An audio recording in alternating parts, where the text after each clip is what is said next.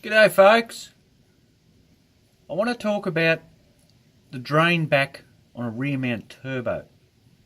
I've done videos on it, but I did actually come across another little video the other day, and it was showing a guy who had put a pressure gauge on the return.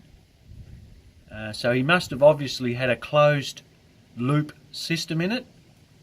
Like just plumb straight into the centre housing with the scavenge pump. And he was showing pressure. It was unbelievable. I'll put a little link in the comments and you can check it out. But it just goes to show you guys what I've been talking about for years is the centre housing rotating assembly needs to breathe.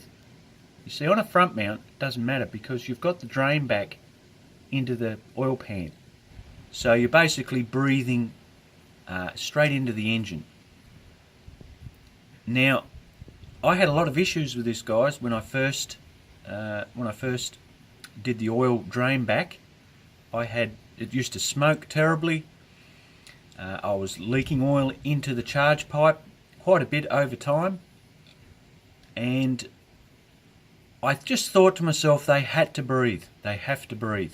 There's just no other way around it. And it turns out, yes, of course they do. And this setup I've put on here now, guys, what's it been? What, 2 years? It's been faultless. It really has been faultless. I have no smoking issues. I've checked it multiple times. I think the last time I checked the charge pipe was only a few months ago. No oil, so there's no issues there now. It's just fantastic. And another little thing, guys, she does breathe fairly heavy. This is quite saturated with oil. After a hard day's racing, we get a fair little bit of oil dripping out of the back of her onto the ground when I sort of pull up at the end of the day. So it just goes to show you that you have to let them breathe. You've got pressure on your exhaust side going into the turbine, and you're making boost. So obviously you're going to get bleed through into the centre housing rotating assembly. So if you don't let them breathe, you're going to create all sorts of issues. I know there's a lot of guys, girls and guys, that are running them a closed loop on rear mount setups and getting away with it, but I'm finding for circuit racing, it was no good for me. You've got to breathe, let them breathe, and it's the ultimate. So we're just dropping the oil straight into the tank, and all we're doing now is, with the scavenge pump, just pumping it out of the tank.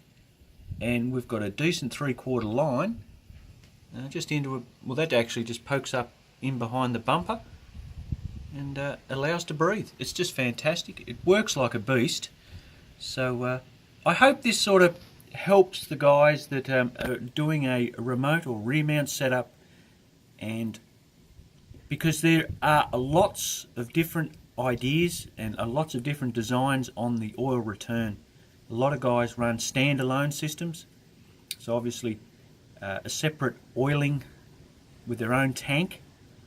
I run off the engine. The engine feeds the turbo, and I've just got a cheap little Chinese scavenge pump that sends it back up into the engine. So it's fantastic, works really well. Alright guys, there's my little tech tip for today. I'll put one up soon. Catch you later.